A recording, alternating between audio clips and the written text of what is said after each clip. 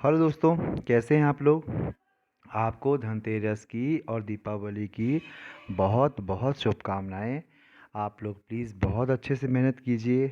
Exam हो सकता है 1 महीने पश्चात हो सके या 1.5 महीने हो जाए, लेकिन आप अपनी तैयारी को बहुत अच्छे से और बेहतर तरीके से कीजिए।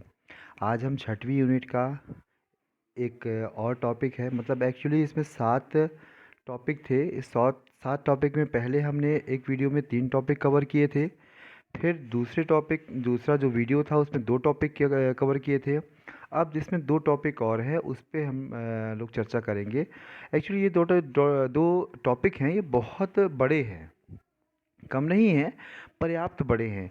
तो इसके लिए हो सकता है समय लग सकता है, लेकिन हाँ, आपको ये हम बता दें, इस टॉपिक में खासकर यूनिट 6 और यूनिट 7 में जितने भी वेलफेयर स्कीम्स हैं, ये वेलफेयर स्कीम बहुत सारी हैं। हमने काफ़ी हद तक सबको लाने की कोशिश की है, लेकिन हम बिल्कुल नहीं कह सकते कि यह बिल्कुल पूरा पूरा ही हमने कवर कर लिया है। और हर जो जितनी भी यूनिट्स हैं या में योजनाएं दी हुई हों, उनको भी हमने अच्छे से कवर करने की कोशिश की है। लेकिन यार एक्चुअली आप समझिए, सब कुछ कवर करना थोड़ा मुश्किल है। आप प्लीज़ आप लोग भी अपडेट अपने आप कीजिएगा। हाँ हाँ, ऐसा नहीं है कि हमने इसमें केवल कुछ स्कीम डाली हैं। प्रयास किया है कि कोई छोटी से छोटी, बड़ी से बड़ी स्कीम जितनी हो सके हम इसमें डाल दें, जिससे आप लोग को ठीक ठाक समझने में पढ़ने में आसानी हो। लेकिन तब भी हम आपसे कहते हैं कि आप इसमें बहुत सारी स्कीम्स हो सकता है और भी हों, तो प्लीज़ आप उनको भी ध्यान से पढ़िएगा। और जितने भी हमारे नोट्स हैं या वीडियोस है, कभी आपको ऐसा लगे कि कोई करेक्शन हो रहा है या कोई किसी का टाइपिंग मिस्टेक है, तो प्लीज़ आप ज़रूर इन्फॉर्म कीजिए। देखिए, कभी कभार बनाने में ऐसा हो जाता है कि कोई मैनुअल प्रॉब्लम के कारण या कोई टाइपिंग मिस्टेक, डाटा एंट्री, किसी भी कारण से टेस्ट सीरीज, नोट्स या इन चीज़ों में थोड़ी प्रॉब्लम हो सकती है। तो प्लीज़ आप इन्फॉर्म करेंगे, तो जिससे क्या होगा, उसको हम बेहतर कर पाएंगे और बाकी लोगों को भी उससे फ़ायदा होगा। और ये लास्ट यूनिट अब इसके बाद करेंगे। अभी सेकेंड लास्ट चल रही है, इसके बाद लास्ट करेंगे। ये कहीं ना कहीं डेट बढ़ने के कारण थोड़ा सा फ्लेक्सिबिलिटी तो हुई है, तो एक इसके बाद लास्ट करेंगे। लास्ट यूनिट के बाद कुछ हम प्रयास कर रहे हैं, प्लान कर रहे हैं ये इससे पूरी यूनिट्स का रिवीजन करने के लिए। उसके लिए हमने 2 प्लान रखा है। पहला तो ये सोचा है हमने कि पहले हम ये जो जितने भी टॉपिक हैं उन टॉपिक में क्या करेंगे, खंड आ और खंड बा दोनों को हम साथ में लेके चलेंगे और डेली 10 या 20 के क्वेश्चंस एमसीक्यूज़ को एमसीक्यूज़ फॉर्म में करेंगे। और फिर सेकेंड पार्ट क्या है, हम ये पर्सनल गाइडेंस मेंटरशिप है। इसमें क्या होगा, पर्सनल गाइड जो एक मेंटर ग्रुप है, मतलब आपको पूरी तरह से हम हर एक टॉपिक में, चाहे वो आपका पीडीएफ हो या आपका नोट्स के पीडीएफ हो, जैसे आपका टेस्ट सीरीज़ हो, वो अदर गाइडेंस हो, क्या पढ़ना है, कितना पढ़ना है, कैसे है। देखिए, ये सब चीज़ों पे हम एक पर्सनल गाइडेंस प्रोग्राम शुरू कर रहे हैं। अब इसका भी आगे प्रारूप दीपावली के बाद से हो जाएगा। ठीक है, चलिए हम लोग स्टार्ट करते हैं आज से यूनिट 6। हाँ, प्लीज़ आप कुछ भी लगे तो आप हमको व्हाट्सएप में मैसेज भेज सकते हैं, कमेंट्स कर सकते हैं, या जैसा भी आपको ठीक लगे। यदि हम रिप्लाई नहीं कर पाते तो इसका मतलब प्लीज़ मत समझिएगा कि हम मैसेज नहीं देख पा रहे हैं। लेकिन हाँ, कभी कभी व्यस्तता के कारण ऐसा हो जाता है कि हम मैसेज देखने के बाद भी रिप्लाई नहीं कर पाते। और कभी कभी ऐसे मैसेजेस होते भी हैं जिनको रिप्लाई हम नहीं कर सकते हैं। मतलब ये कि कोई आप इस विषय से जुड़े हुए अलग विषय पर यदि बात करेंगे तो शायद हम आपको रिप्लाई नहीं कर पाएँ। तो प्लीज़ आप ध्यान रखिए, और यदि आप कुछ लगे तो कमेंट्स या मैसेजेस कीजिएगा। देखिए, अब इसका पहला पॉइंट है समाज के कमज़ोर वर्ग के प्रति संवेदनशीलता। देखिए, समाज के कमज़ोर वर्ग क्या होते हैं, आप समझ लीजिए। जो कमज़ोर वर्ग से सीधा सा तात्पर्य यहाँ पर ये है, ऐसे कमज़ोर वर्ग, ऐसे जो जो समाज की मुख्य धारा में शामिल नहीं हो पाते, सामाजिक, आर्थिक, इन कारणों से या शारीरिक समस्याओं के कारण यह शामिल नहीं हो पाते और एक मुख्य धारा में सभी के साथ बराबर सहयोग नहीं दे पाते हैं। आप समझ रहे हैं क्या है इसका मतलब? आप अक्सर देखते होंगे जैसे आपने एससी, एसटी, ओबीसी, ये और जो महिला हो गई या विकलांग हो गए या बच्चे हो गए, वृद्ध हो गए, ये देखा होगा, ये सामान्य रूप से सभी के साथ उसी के तारतम्य में आगे नहीं बढ़ पाते हैं। तो यह इनको कोई ना कोई समस्या हो सकती है, हो सकता हो इनको सामाजिक सुरक्षा की समस्या हो सकता हो इनको शारीरिक समस्या हो, ऐसी बहुत सारी समस्याएं हो सकती हैं। तो प्लीज़ इसका मतलब समझिए कि ये क्या है, समाज के कमज़ोर वर्ग से तात्पर्य ये होता है एससी, एसटी, ओबीसी, वृद्ध, विकलांग या ऐसे ही वर्ग जो समाज में अपना पूरा 100% योगदान किसी न किसी कारण से नहीं दे पाते हैं, वो कहलाते हैं समाज के कमज़ोर वर्ग। एक्चुअली देखो जो स्वतंत्रता प्राप्ति के पहले चूँकि अंग्रेज़ों का शासन था तो बहुत ज़्यादा स्कीम्स वगैरह इनके लिए नहीं आई थी, लेकिन जब स्वतंत्रता प्राप्त हुई तो हमारे जो संविधान निर्माता हैं उन्होंने फंडामेंटल राइट्स और राज्य के नीति निर्देशक तत्वों में इस बात का समावेश किया और बहुत बेहतर तरीके से करने की कोशिश की कि जिससे किसी भी प्रकार का उनको आगे बढ़ने में समस्या महसूस ना हो। ठीक है। अब अभी देखिए ये सब के पीछे आती है सामाजिक नीति। सामाजिक नीति शब्द क्यों हम ला रहे हैं? आपने देखा होगा इस टॉपिक का नाम ही है भारत में शासन की सामाजिक नीति। सामाजिक नीति को थोड़ा बहुत हम समझने की कोशिश करेंगे, हम इसलिए समझने की कोशिश करेंगे क्योंकि ये सामाजिक नीति शब्द आया है और इसका सीधा सा अर्थ ये है कि हो सकता हो इसके विषय में कोई क्वेश्चंस बन सकते हों। तो हम प्रयास कर रहे हैं जो शब्द प्रत्यक्ष रूप से आए हैं उनको भी पढ़ें और उनसे जुड़े हुए और भी कुछ शब्द होंगे उनके बारे में हम लोग पढ़ने की कोशिश करेंगे, इसलिए हम सामाजिक नीति के बारे में पढ़ रहे हैं। अब देखिए सामाजिक नीति है क्या? सामाजिक नीति सामाजिक संरचना की कमियों को दूर करती है, मतलब सामाजिक संरचना की कमियों को, ध्यान करिएगा, सामाजिक संरचना की कमियों को दूर करती है। मतलब जो समाज में और ऐसे वर्ग होते हैं जो अभी हमने बताया उनमें ये वो किसी भी कारण से आगे बढ़ने में समस्या महसूस करते हैं तो क्या होगा, तो वह उन उन कमियों को दूर करने के लिए यह सामाजिक नीति बनाई जाती है। जैसे देखिए आपने जो निम्न वर्ग हो गया एससी, एसटी, ओबीसी, ये निम्न निम्न वर्ग हो गया था ना, और वृद्ध, महिला, बच्चे, ये सब हैं। तो आप ये समझिए इन सभी के लिए कहीं ना कहीं क्या हुआ है, सरकार ने प्रयास किया है और बहुत सारी योजनाएं बनाई हैं। जैसे आपने S C S T act हो गया, सिविल अधिकार संरक्षण अधिनियम हो गया, महिलाओं के लिए महिला आयोग हो गया, जो संविधान में फंडामेंटल राइट्स हो गए, और नीति निर्देशक तत्व हो गए, इन सभी में इनके लिए बहुत सारी बातें बताई गई हैं। सामाजिक नीति के लक्ष्य क्या क्या हैं? देखिए इसमें वही लक्ष्य हैं जो वर्तमान कानूनों को अधिक प्रभावी बनाया जाए, जन सहयोग एवं संस्थागत सेवाओं के माध्यम से आर्थिक नियोगिताओं को कम करना, बाधितों को पुनर्स्थापित करना, मतलब ये सब चीज़ें कहीं ना कहीं जो कमज़ोर वर्ग है उस कमज़ोर वर्ग को क्या करना है, आगे बढ़ने के लिए प्रयास करने के रूप में नीतियों को बनाना है। परिवार कल्याण कार्यक्रम हो गया, निर्मल निर्बल जो वर्ग है उसके व्यक्तियों के लिए विशेष संरक्षण हो गया, ये सब बताया गया है। भारत सरकार में सामाजिक नीति तथा नियोजित विकास के उद्देश्यों का उल्लेख किया गया है। उन दशाओं का निर्माण करना जिनमें सभी नागरिकों का जीवन स्तर ऊंचा उठ सके, महिलाओं तथा पुरुषों दोनों को समान रूप से विकास और सेवा के पूर्ण तथा एवं समान अवसर उपलब्ध कराना, आधुनिक उत्पादन संरचना का विस्तार करने के साथ साथ स्वास्थ्य, आवास और शिक्षा, इन सब पे क्या है जो दशाओं पे सुधार लाना।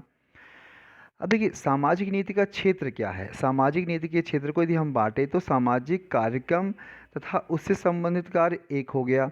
ऐसे ही कुछ कैटेगरी बांटी गई है, 3 क्षेत्र में बांटा गया है। पहला क्षेत्र क्या है? सामाजिक कार्यक्रम तथा उनसे संबंधित कार्यक्रम। इसमें क्या है? सामाजिक कार्यक्रम, समाज से जुड़े हुए जो भी कार्यक्रम, जैसे क्या है, समाज सेवाओं जैसे शिक्षा, स्वास्थ्य, परिवार नियोजन, पोषण, आवास इत्यादि की लगातार वृद्धि और सुधार करना। निर्बल वर्ग और समाज, अनुसूचित जाति एवं जनजाति के कल्याण तथा उनके सामाजिक आर्थिक विकास को प्रोत्साहित करना, स्थानीय स्तर पर पूरक कल्याण योजनाओं के विकास के लिए नीति निर्धारित करना, समाज सुधार के लिए नीति प्रतिपादित करना। मतलब कहने का सीधा सा तात्पर्य है, थोड़ा हम यहाँ स्पीड बढ़ाएंगे। ये सब थोड़ी थ्योरी है और इस तरह के शब्द या इस तरह के प्रश्न थोड़ा सा मुश्किल हो सकते हैं आने के लिए, हमें ऐसा लगता है। ठीक है, देखिए थोड़ा सा हम स्पीड बढ़ाने की कोशिश इसलिए करेंगे क्योंकि बहुत कुछ चीज़ें क्या एमसीक्यूज़ बेस में, थोड़ा सा नहीं थ्योरी बेस में बहुत अच्छी है। यदि आपको ये लिखना हो 1.5-2 पेज में, आपको निबंध लिखना हो या बड़ा सा निबंधात्मक प्रश्न लिखना हो, तो उसके लिए बहुत बढ़िया है। तो हम केवल एक इन टॉपिक में कितने 3 प्रमुख क्षेत्र कौन कौन से हैं उनके बारे में चर्चा करेंगे। पहला सामाजिक कार्यक्रम तथा उनसे संबंधित कार्य, दूसरा क्या है समुदाय के विभिन्न वर्गों से संबंधित सामाजिक नीति, और तीसरा क्या है सामाजिक दृष्टि से महत्वपूर्ण समाज के विभिन्न वर्गों से संबंधित सामाजिक नीति। मतलब इन 3 टॉपिकों पे जो विभिन्न नीतियाँ बनती हैं और उन्हीं नीतियों के आधार पर सामाजिक कमजोर वर्गों को विभाजित कर उनके लिए कल्याणकारी योजनाएं बनाई जाती हैं। अब सामाजिक नीति का उद्देश्य क्या क्या है। देखिए सामाजिक नीति का उद्देश्य क्या है। सामाजिक नीति का मूल उद्देश्य ऐसी परिस्थितियों का निर्माण करना होना चाहिए जिनमें प्रत्येक क्षेत्र नगरीय अथवा ग्रामीण तथा अपनी विशिष्ट एवं पहचान जाने योग्य समस्याओं सहित प्रत्येक समूह अपने को ऊपर उठाने, अपनी सीमाओं को नियंत्रित करने तथा अपनी आवासीय स्थितियों एवं आर्थिक अवसरों को उन्नत बनाने और इस प्रकार समाज सेवाओं के मौलिक अंग बनने में समर्थ हो सके। इसका भी अर्थ समझ गए आप लोग। ऐसे वर्ग जो समाज के मुख्य धारा में, समाज के स्तर से बेहतर स्तर में नहीं हैं, वो अपने स्तर को सुधार सकते हैं, चाहे वो सामाजिक स्थिति से हो, आर्थिक स्थिति हो, या उनको किसी प्रकार का अन्य कोई ऐसी समस्या हो जिससे वह ऊपर नहीं आ रहे हों। प्रमुख कारक कौन कौन से हैं, सामाजिक नीति से संबंधित प्रमुख कारक कौन कौन से हैं। अब देखिए इसमें कुछ कारक हैं। कारक से तात्पर्य क्या है, वो अब 1-2 कारक समझ लेंगे तो आपको समझ में आ जाएगा कि हम कहना क्या चाह रहे हैं। विकास स्वयं में एक प्रक्रिया है।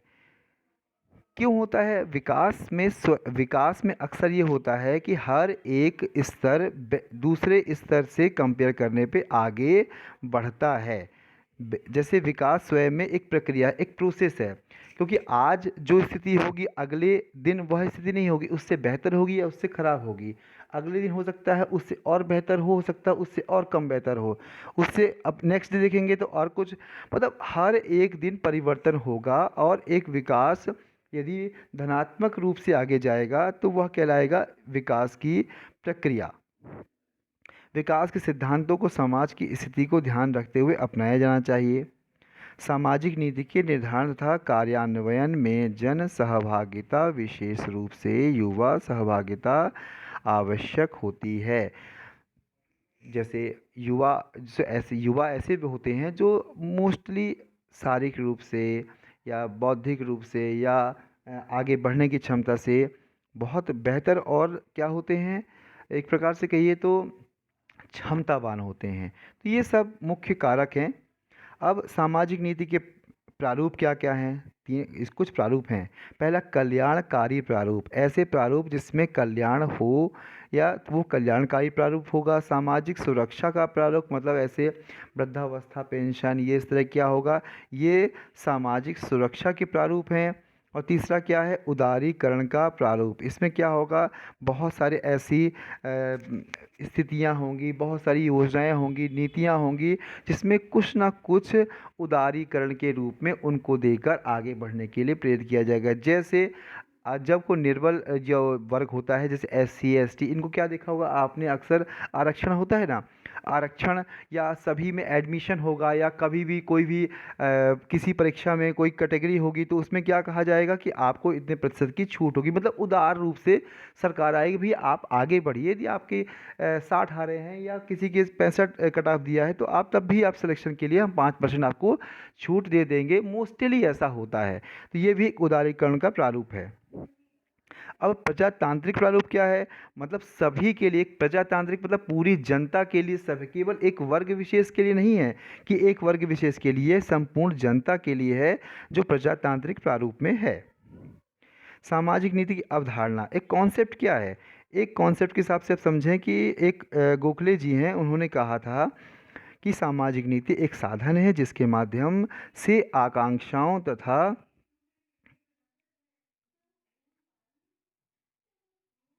इस टाइपिंग मिस्टेक है इसमें, आकांक्षा और आगे की स्थितियां जो होती हैं उनको इस प्रकार विकसित किया जाता है कि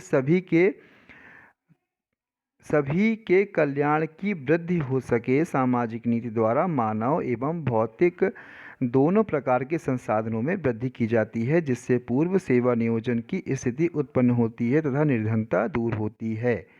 ठीक है,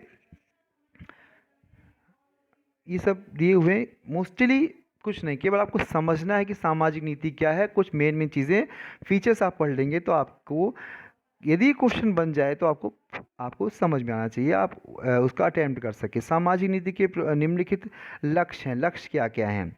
वर्तमान कानूनों को अधिक प्रभावी बनाकर सामाजिक निर्योग्यताओं को दूर करना, जन सहयोग एवं संस्थागत सेवाओं के माध्यम से आर्थिक निर्योग्यताओं को कम करना, बाधितों को पुनः स्थापित करना, पीड़ित मानवता के दुखों एवं कष्टों को कम करना, मतलब समाज की जो कमजोरी है उसको दूर करके उसको, जितने भी कमजोर वर्ग है, आगे बढ़ने के लिए प्रेरित करना। ये सब सामाजिक नीति के लक्ष्य हैं।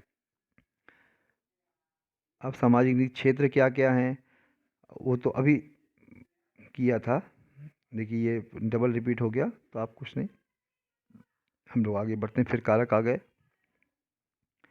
कभी कभी क्या होता है, नोट्स बनाने में थोड़ा सा रिपीट हो जाती हैं कोई चीज़ें, ध्यान नहीं रहता कि ये चीज़ हमने ऑलरेडी पहले से रख रखी है, या कभी कभी होता है ऐसा, तो प्लीज़ आप थोड़ा सा उसको ध्यान दीजिएगा।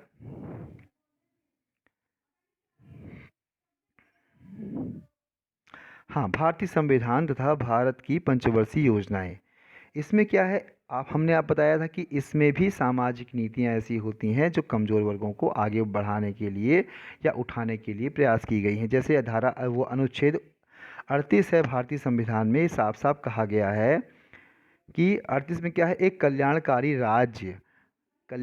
राज्य के रूप में एक शासन व्यवस्था को बताया गया है। 39 में क्या कहा गया है, राज्य विशिष्ट रूप से अपनी नीति को प्राप्त करने हेतु निर्देशित करेगा। मतलब ये जो नागरिकों, पुरुषों, महिलाओं को समान रूप से आजीविका के कमाने के साधन बहुत सारे ऐसे हैं कि सभी के लिए समान वेतन होगा। ये नहीं कि पुरुष के लिए अलग, महिला के लिए अलग, ऐसा बिल्कुल भी इसमें नहीं कहा गया। 39A में कहा गया है, राज्य इस बात की व्यवस्था करेगा कि वैधानिक व्यवस्था का संचालन समान अवसर के आधार पर न्याय को प्रोत्साहित करता हो और विशेष रूप से उपयुक्त विधान अथवा योजना अथवा अन्य किसी प्रकार से निःशुल्क कानूनी सहायता सुनिश्चित करने के लिए करेगा। न्याय प्राप्त करने के अवसरों से कोई नागरिक आर्थिक अथवा अन्य निर्योग्यताओं के कारण वंचित नहीं नहीं ना रह सकेगा, ना रहे। ये किस में है, 39A में है। हमने आपको पहले कहा है कि प्लीज़ आप फंडामेंटल राइट्स और डीपीएसपी मतलब नीति निर्देशक तत्व, इनको अच्छे से तैयार कर लीजिएगा। यूनिट 6, यूनिट 7, यूनिट 3, यूनिट 4, इन सभी में बहुत ज़्यादा इसका योगदान है, तो अक्सर एग्ज़ाम में क्वेश्चन आ सकता है। तो प्लीज़ आप ध्यान से इनको याद कर लीजिए। अनुच्छेद 41 में क्या कहा गया है, अपनी आर्थिक क्षमता एवं विकास की सीमाओं के अधीन राज्य कार्य, शिक्षा और बेकारी, वृद्धावस्था, बीमारी एवं असमर्थता की स्थितियों में तथा अवांछनीय आवश्यकता की अन्य स्थितियों में जन सहायता अधिकार को प्राप्त करने हेतु प्रभावपूर्ण प्रावधान करेगा। अनुच्छेद 42 में यह व्यवस्था की गई है कि क्या करेगा, मातृत्व सहायता। देखो ये है ना, किस में कहा गया है मातृत्व सहायता के लिए, इस बात को भी ध्यान रखिए, क्वेश्चन आ सकता है। अनुच्छेद 42।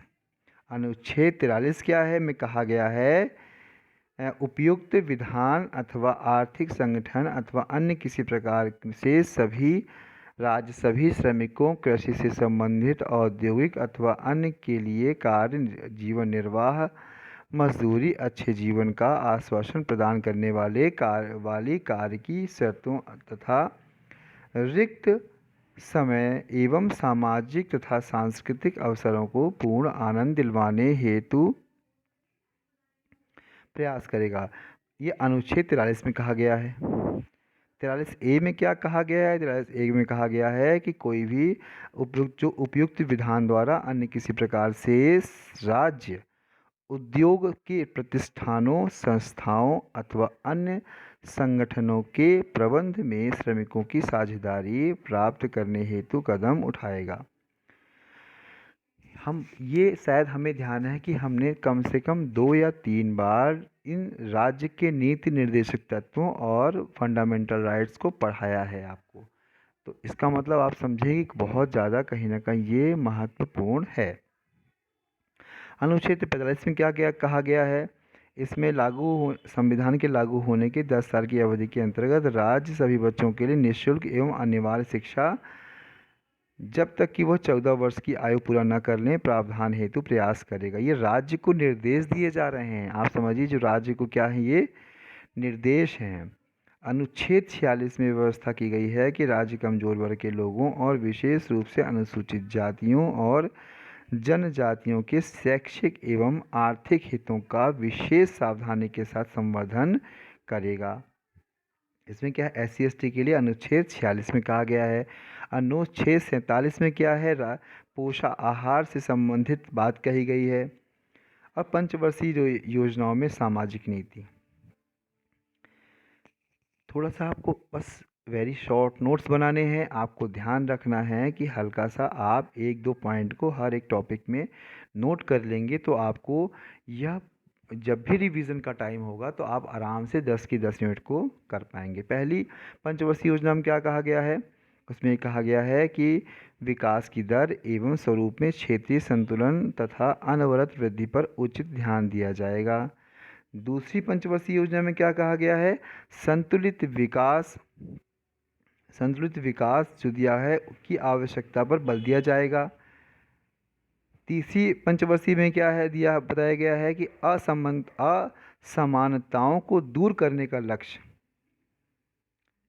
चौथी में क्या कहा गया है कि न्याय के साथ वृद्धि वाक्यांश का प्रयोग किया जाएगा। इस योजना का प्रमुख उद्देश्य समाजवादी, देखो चौथी का प्रमुख है समाजवादी समाज की स्थापना करना। पांचवी का क्या है? निर्धनता उन्मूलन और आत्मनिर्भरता की प्राप्ति। छठी में क्या कहा गया है? निर्धनता उन्मूलन के उद्देश्य को सर्वोच्च प्राथमिकता प्रदान की गई है। सातवीं में खाद्यान्नों के उत्पादन में वृद्धि, रोजगार के अवसरों में वृद्धि, ये कहा गया है। आठवीं में है सामाजिक नीति का मुख्य उद्देश्य मानव संसाधन विकास पर प्रमुख बल दिया जाना। नौवीं में क्या है? वृद्धि के साथ सामाजिक न्याय और समानता भी। 10वीं पंचवर्षीय योजना में क्या है? 10वीं योजना नई सहस्राब्दी के प्रारंभ में कही गई विगत में प्राप्त उपलब्धियों को ऊपर उठाने, मतलब जो पहले अचीवमेंट्स हो चुकी हैं उनको और बेहतर करने का प्रयास 10वीं में किया गया है। इसमें समता एवं सामाजिक न्याय सुनिश्चित करने के लिए त्रिसूत्रीय रणनीति बनाई गई है। सामाजिक नीति के प्रारूप फिर वही आ गया है, शायद 2 बार 3 बार ये रिपीट हो चुका है, प्लीज़ आप उसको करेक्ट कर लीजिएगा। ये आपकी सामाजिक नीति हो गई है। देखिए जो पहला टॉपिक था, पहले टॉपिक में यही सब दिया हुआ है कि सामाजिक नीति या कमज़ोर वर्ग के लिए, कमज़ोर वर्ग है क्या और इनके लिए सरकार किस प्रकार के प्रावधान कर रही है, तो उसके बारे में ये चर्चा कही गई है। ठीक है, अब हम सेकेंड पॉइंट, मतलब उस टॉपिक का सेकेंड पॉइंट पढ़ने की कोशिश करेंगे जिसमें साफ साफ बच्चों, महिलाओं और वृद्धजनों के लिए नीतियाँ, यहाँ से प्रश्न आने की बहुत संभावनाएं हैं।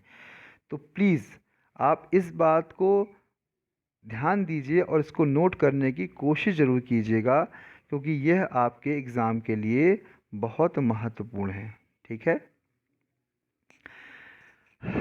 अब देखिए एक हम छोटा सा वीडियो लेके आएंगे बाद में, जिसमें आगे कैसे तैयारी करनी है, पर्सनल मेंटरशिप क्या है, आपको कंपटीशन का कैसा होगा, ये सब हम प्रयास करेंगे कि आप लोग उसमें समझ सकें। अभी तो हम लोग इसको आगे बढ़ाने की कोशिश करते हैं। ये बच्चों, महिलाओं और वृद्धजनों के लिए नीतियाँ, बाल कल्याणकारी नीति एवं कार्यक्रम। राष्ट्रीय नीति कब आई थी बच्चों के लिए? 22 अगस्त 1974 को। ये आप बहुत अच्छे से याद कीजिएगा।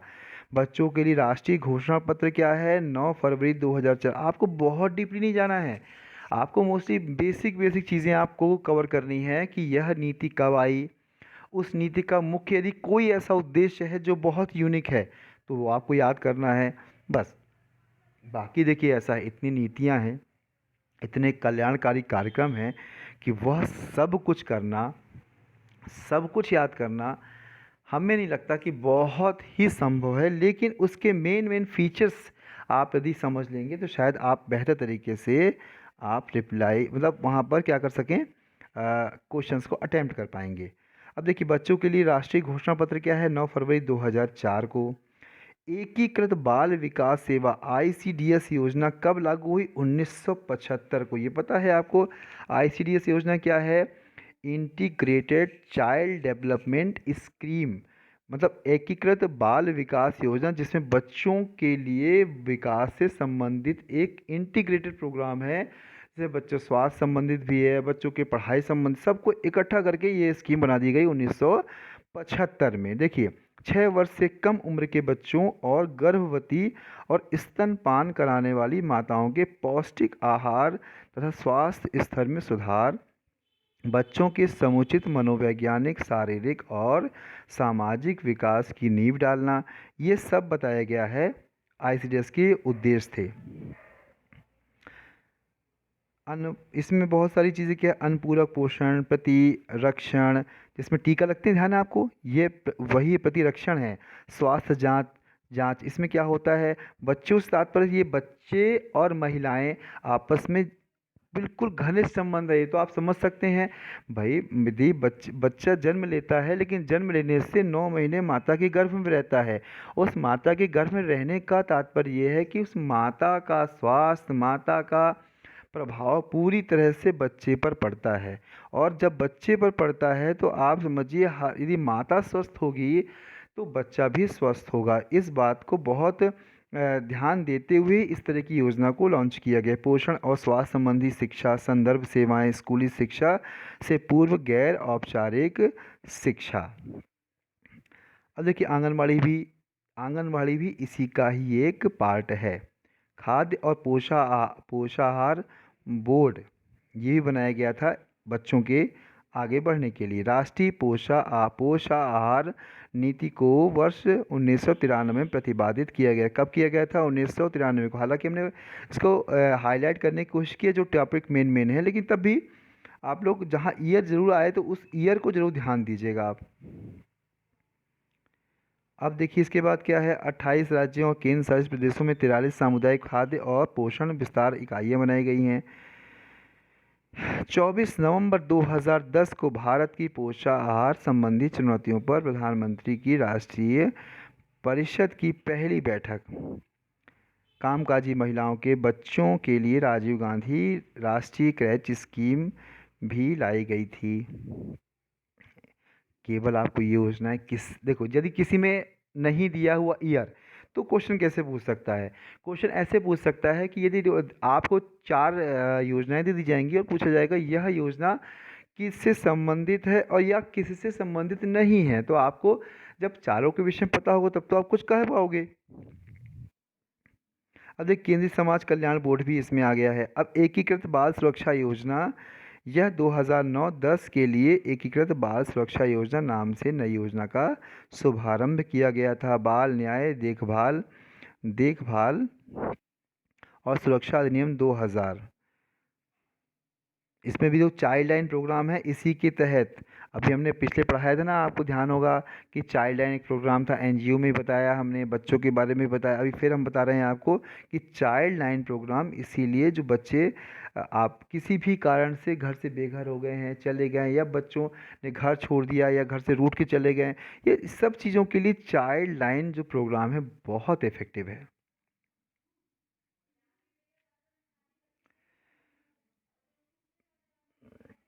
जरूरतमंद कामकाजी बच्चों की देखरेख व संरक्षण संबंधी कल्याण की योजनाएं 2005 में लागू की गईं। कन्या भ्रूण हत्या की रोकथाम के लिए भी बताया गया है। आप देखिए, ये जो एक एक्ट बना था 1994 में, उसमें क्या था कि बच्चों का लिंग परीक्षण गर्भ में ही करवा लिया जाता था, उसको रोकने के लिए 1994 में यह एक्ट आया है। इसको आप प्लीज़ बहुत ध्यान से याद कीजिएगा, क्योंकि ये एक अच्छा क्वेश्चन बन सकता है। 24 जनवरी को राष्ट्रीय बालिका दिवस कब मनाया जाता है? 24 जनवरी को। इसको भी आप नोट डाउन कीजिएगा अलग से। गर्भपात और बाल विवाह की चुनौतियों का सामना करना, क्योंकि बच्चों में बच्चियां भी आती हैं और छोटे लड़के भी आते हैं, तो सब के लिए इसमें क्या गया, सबला स्कीम विशेष ध्यान देते हुए किशोरियों के सशक्तिकरण।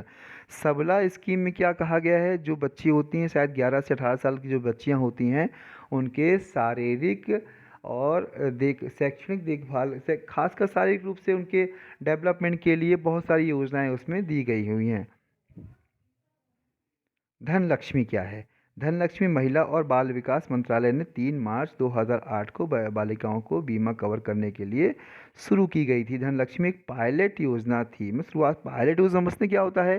पायलट योजना से तात्पर्य होता है जब कोई भी स्कीम पूरे क्षेत्र में लॉन्च करनी होती है, तो उसको पहले मुश्किल से 1 या 2 या 3-4 क्षेत्रों में लॉन्च किया जाता है और उसके प्रभाव देखे जाते हैं कि वास्तव में वो इफ़ेक्ट है, मतलब कहीं ना प्रभावशील है या नहीं है। यदि है तो क्या उसमें और कुछ सुधार करने चाहिए जिससे और बेहतर हो सके, या कमी है तो दूर करनी चाहिए। तो पहले उनका एक एक्सपेरिमेंटल तौर होता है, उसके बाद फिर ये चीज़ें लॉन्च की जाती हैं।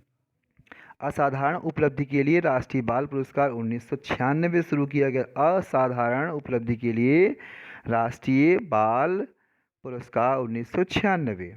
बाल कल्याण के लिए राष्ट्रीय पुरस्कार 1979 शुरू 1979 शुरू किया गया। राजीव गांधी मानव सेवा पुरस्कार ये भी 1994 में शुरू किया गया था। महिला एवं बाल विकास पर नवीन कार्य के लिए आम अनुदान सहायता स्कीम, मतलब ये भी स्कीम कि आम अनुदान, मतलब कोई व्यक्ति जो सक्षम है आर्थिक रूप से, कुछ अनुदान करना चाहता है, तो उसके लिए भी यह स्कीम लागू की गई थी। यूनिसेफ से सहायता, मतलब यूनिसेफ स्पेशली अंतर्राष्ट्रीय एक ऐसा संगठन है जो बच्चों के कल्याण के लिए कार्य करता है। 3 जून 2008 को नई दिल्ली में क्या किया, राष्ट्रीय महिला एवं बाल विकास मंत्रालय और यूनिसेफ के बीच में एक क्या हो गया था, समझौता हुआ था। हाँ, ये ज़्यादा इम्पोर्टेंट नहीं है, लेकिन आप बस पढ़ सकते हैं। महिलाओं के प्रति भेदभाव को समाप्त करने पर सम्मेलन हुआ था। ये महिलाओं से जुड़ा हुआ टॉपिक है। बाल अधिकारों पर संयुक्त राष्ट्र संधि। भारत ने बच्चों के प्रति अपनी वचनबद्धता दोहराते हुए 11 दिसंबर 1992 को बच्चों के अधिकार संबंधी संयुक्त संधि का अनुमोदन किया। इस डेट को भी आप याद रख सकते हैं। राष्ट्रीय बाल नीति बताया शुरुआत में आपको, अब 1974 को स्वीकार कर ली गई। 14 वर्ष तक के सभी बच्चे इसमें निःशुल्क शिक्षा दी जाएगी। इस नीति के तहत राष्ट्रीय बाल नीति 2012 जो 2013 में लागू हुई। देखिए, इसमें आपके समझ में आ गया, 2 बाल नीति हुई ना, एक 74 वाली हुई, 1974 वाली, और दूसरी 2012 वाली हुई। इसमें भी कुछ फीचर्स हैं, लेकिन अक्सर पूछे कि अब कौन सी बाल नीति कब कब लागू की गई, तो ये भी आपको पता होना चाहिए। 18 वर्ष से कम उम्र के सभी बच्चों को इसमें क्या है, बच्चे माना गया है, उनको बच्चे माना गया। एज का क्या बताया गया, 18 वर्ष से कम। यह नीति सभी बच्चे बच्चियों के अधिकारों की प्राप्ति हेतु सरकार के संकल्प की पुष्टि करती है। प्रशासन के विभिन्न क्षेत्रों और स्तरों में उद्देश्यपूर्ण रूपांतरण एवं सशक्त समन्वय है। सभी हितधारकों के मध्य सक्रिय संलग्नता और भागीदारी, व्यापक एवं विश्वसनीय ज्ञान आधार की स्थापना के पर्याप्त साधनों का प्रावधान है। ये सब बताएगा। हाँ, इसमें क्या है, यह नीति हर 5 साल में समीक्षा की जाएगी। समीक्षा का मतलब ये है कि वो नीति ठीक चल रही है, कम चल रही है, अच्छी चल रही है, नहीं चल रही है, इस सब पे समीक्षा की जाएगी और उसी के आधार पर उसमें सुधार किए जाएंगे। अब हम लोग का मेन आ गया है महिलाओं के लिए योजनाएं। इसको हम एक टॉपिक और कवर करेंगे जिसमें महिलाओं के और वृद्धों के लिए को लेकर करेंगे और उसके बाद ही पूरा कंप्लीट हो जाएगा आपको। ठीक है, ओके। प्लीज़ आप कुछ लगे तो प्लीज़ आप ज़रूर कमेंट्स कीजिएगा। Okay, thank you.